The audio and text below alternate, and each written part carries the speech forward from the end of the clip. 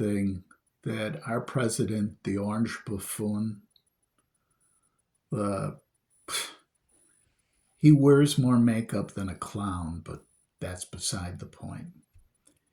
He made a statement the other day that said, um, let me read what I wrote down. He who saves his country does not break the law. Those were his words. He who saves this country does not break the law. The majority of the people in this country feel that Trump is destroying the country, feel that he's killing our democracy, that if he's permitted to go on unchecked, that he will destroy the American experiment, that the United States will not be any different than a dictatorship, than other communist countries, that it'll be like South Korea. It'll be like Nazi Germany was under Adolf Hitler. Hail Führer, Hail Führer. He loves strong men. But going back to he who saves the country does not break the law. With the majority of the people feeling that he's a dictatorship, feeling that they're lied to, feel that he's destroying the country, that he's killing the country, the question arises, if you save the country by ending his term, by ending J.D. Vance's term, did you break the law? There's been 2 assassination attempts against Trump. Everyone says the third time is the charm. He said, he who saves the country does not break the law. If there are people who feel that he is destroying the country, why wouldn't they do a JFK on him? I mean, there's a lot of people that feel that JFK was killed by J. Edgar Hoover. A lot of people feel there are agencies inside the government that the president doesn't even know about, that are acting to affect change.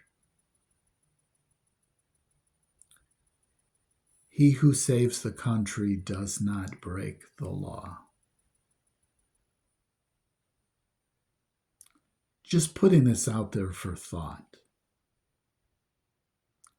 I do not agree normally with presidential assassinations, but think about this. Just think about this. What if the shot that got his ear was a little more on center?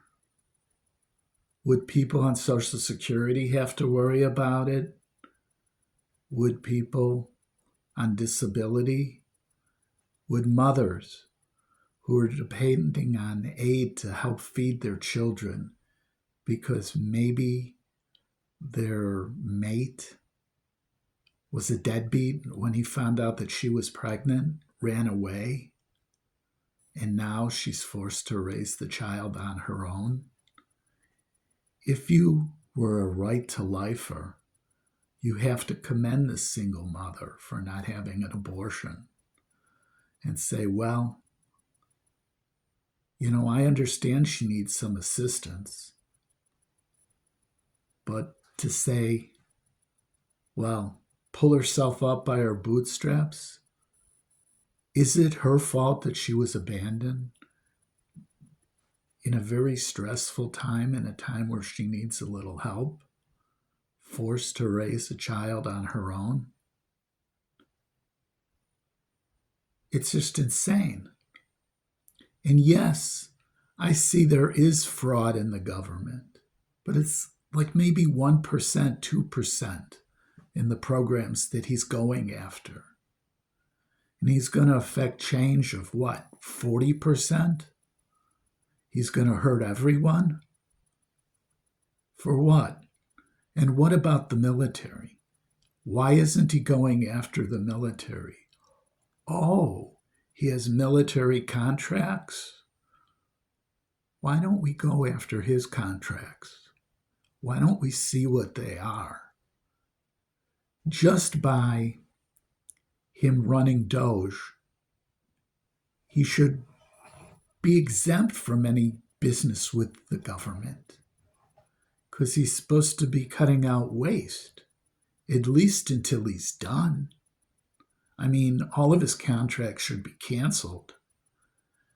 Anything that's paid has been paid. If the money hasn't been spent and there aren't products for it, return it. Stop corporate welfare. Stop Citizens United. Stop K Street. Politicians become lobbyists. Politicians buy stock with insider knowledge. If you were a stockbroker trading on inside knowledge, you'd be in jail. Jail the politicians that have used their inside knowledge to buy stocks. And not in cushy federal jails. Put them in state jails with murderers. That's what I say, with rapists. Let them fight for their ass, or to keep their ass. Just a thought.